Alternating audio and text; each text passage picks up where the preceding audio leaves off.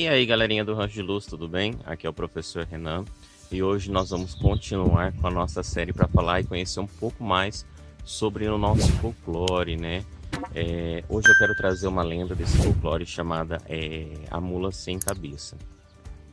Você já ouviu essa história da mula? Sabe alguma coisa sobre essa lenda? Bom, se quer saber mais, se quer ficar mais atento a essa lenda, fica aqui comigo nesse vídeo até o final, que aí você vai ficar bem informado. Mas antes da gente começar, eu quero pedir para você, quem ainda não é inscrito no canal, se inscreva, ativem os sininhos de notificações e deixe aqui embaixo o comentário que vocês estão participando, que é muito importante, tá bom, galerinha? Eu peço a colaboração de vocês. Agora vamos lá pro vídeo.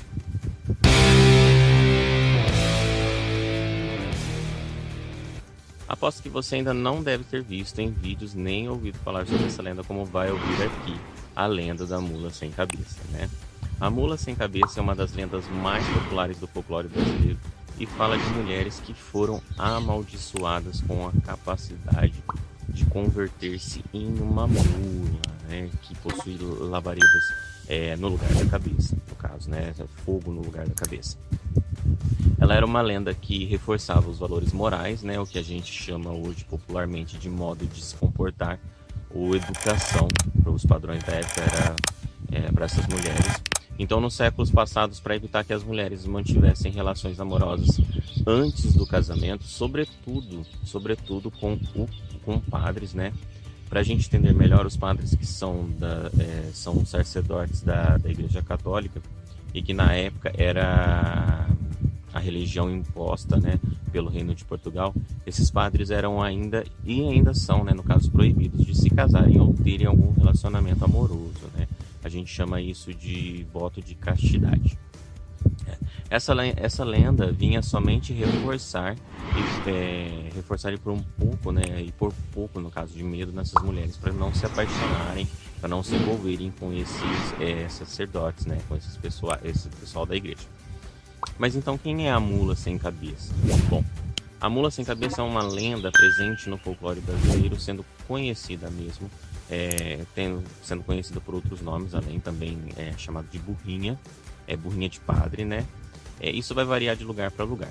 Aliás, essa lenda não está presente só aqui no Brasil, mas em diversos países da América Latina, tá? Na versão brasileira, ela narra a história de uma mulher que se transforma em uma mula com labaredas no lugar da cabeça. E também considera-se que a mulher que se transforma na mula sem cabeça está amaldiçoada, tá bom? Ela foi amaldiçoada.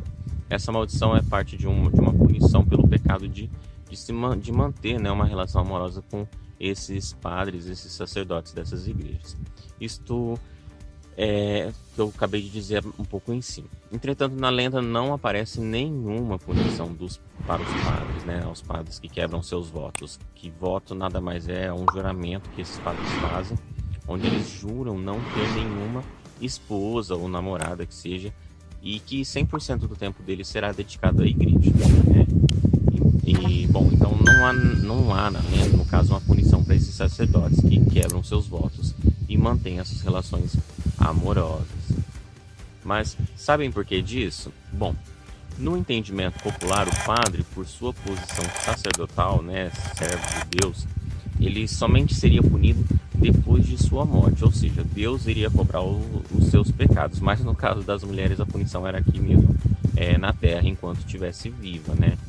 Aí a mulher amaldiçoada com essa condição, ela acabava se tornando a mula sem cabeça em uma virada sempre de quinta para sexta-feira, ou seja, na lenda diz que a mulher na meia-noite de quinta-feira se transforma em mula e permanece nessa condição até o cantar do galo da sexta-feira, né? Mas ainda existem outras versões que dizem sobre até o terceiro cantar do galo, ou no caso o galo cantar 3 vezes.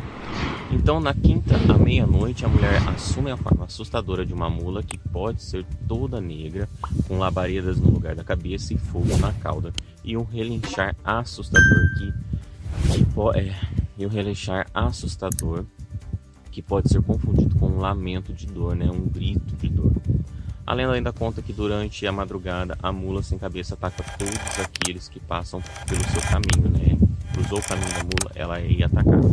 E seu coice é forte o suficiente para ferir, no caso, né? Ferir gravemente as pessoas. Agora existem algumas outras versões em que ela ataca suas vítimas até que essas vítimas estejam mortas, tá? Enquanto outros lugares afirmam que ela percorre 7 cidades durante a madrugada. A lenda fala que uma das formas de evitar que uma mulher seja transformada em mula é sendo amaldiçoada por um padre 7 vezes antes do início de uma missa. Um pouco estranha essa versão, né? Um padre amaldiçoar uma pessoa. Outras versões afirmam que é necessário retirar o freio que está na boca da mula, né? Então, feri-la, espetá-la com qualquer objeto pontiagudo. E aí depois que a mulher amaldiçoada retorna à forma humana, né? Ela pode ser encontrada toda ferida, né? A mulher estaria ferida por causa do ferimento das furadas. Mas tirando toda a lenda, vamos analisar a forma de forma consciente, né? A lenda da mula sem cabeça, como pode ser percebida, foi utilizada para reforçar os padrões morais, né? Como eu já tinha dito, que a gente chama hoje popularmente de modo de se comportar ou educação, né? Os padrões morais da época.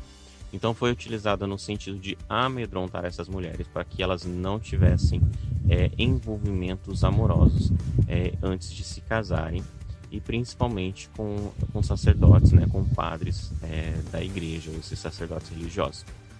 Mas você sabe onde foi a origem dessa lenda? Você já pensou de onde que vem essa lenda? A mula sem cabeça é uma lenda que se originou na Península Ibérica, né? Península, vamos lá traduzir, península é quase uma ilha, mas ela tem um dos 4 cantos dela, né, ligados ao continente. Então é como se fosse uma ilha ligada por um fiozinho. Assim, vou dar um exemplo, a Itália, o estado da Flórida, nos Estados Unidos, etc. Esses são penínsulas. Então surgiu aí nessa região que corresponde tanto em Portugal quanto na Espanha, tá? Na Península Ibérica.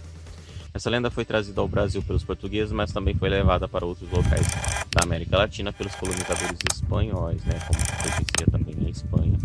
Então, assim, a mula sem cabeça não é só uma lenda presente aqui. Ela existe em países como Argentina, México. Os argentinos a conhecem como mula ânima, né?